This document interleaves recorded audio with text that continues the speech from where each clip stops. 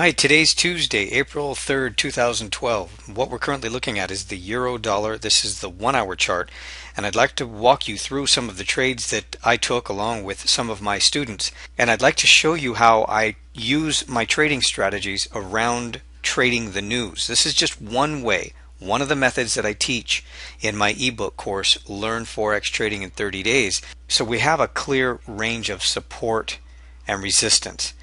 And we get a signal candle here.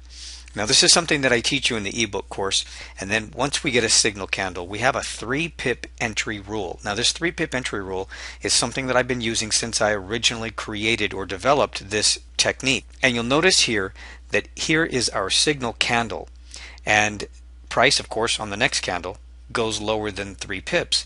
But we didn't get in here. And the reason we didn't get in here is because there was divergence in the indicator. When this signal candle occurred, we did get a signal and we did see the 3-pip entry, but the indicators weren't confirming the signal. So we wait, we stay away from it. And at that point, we still have to look back at resistance.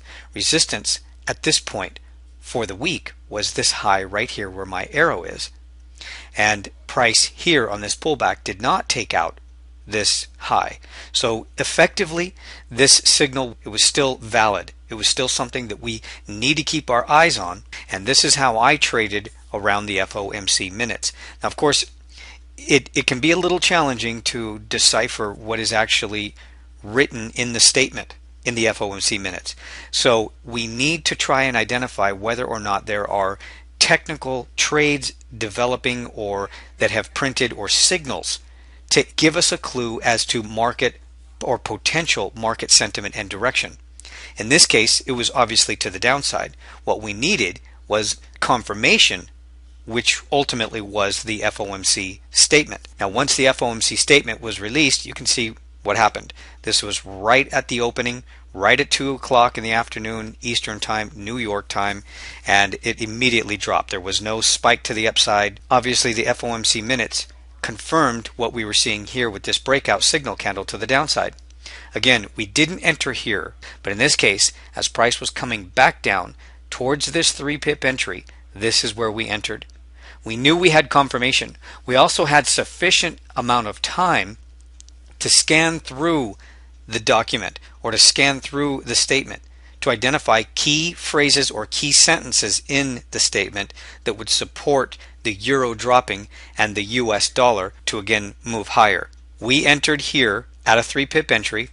The low of the signal candle was 1.3306. We entered at 1.3303.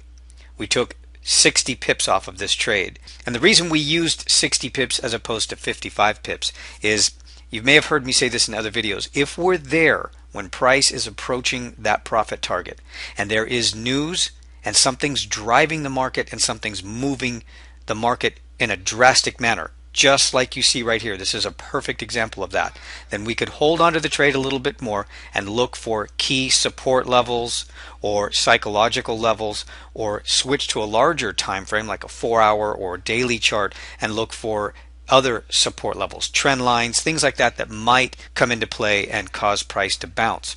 Now here we're looking at the pound dollar. We did the same thing. However, we didn't get a signal early in the week like we did in the euro dollar. What we had here on the pound dollar was a low that was in place for most of the week, Monday and Tuesday, and we had our first signal candle here. This had indicator confirmation, but we didn't get our 3-pip entry. We had to wait 1, 2, 3 hours.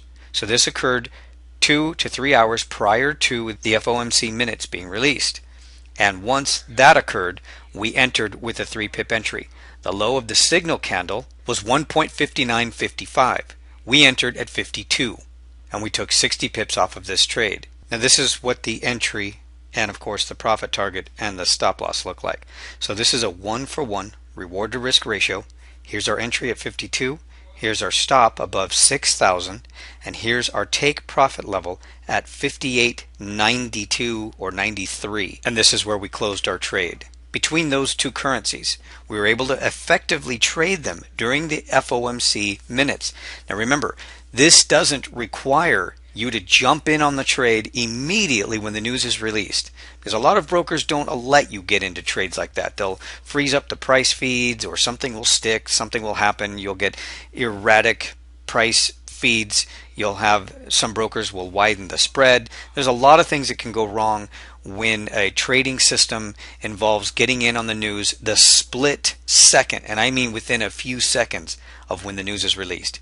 My trading system doesn't require you to get in that fast. You have enough time to read and scan through the data so that you can confirm that the report that's released during the news is or matches up with what you see technically on the chart. If there's some conflict, of course we stay out of it. But I showed you how we used it on the euro dollar. We got a signal before the news was released, and then we got a signal here on the pound dollar before the news was released as well. We waited until price came right back down, and we entered in right where we're supposed to. These two trades resulted in over 100 pips. And I teach you how to do all of this with my ebook course, Learn Forex Trading in 30 Days. I also include a complete set of video tutorials for each of the trading techniques, so you can download them onto your computer. And I also send you video updates as often as I create them. I hope you had a really good trading day today. I know that trading the news can be sometimes scary, but once you understand these techniques, I guarantee you'll be doing them yourself within 30 days.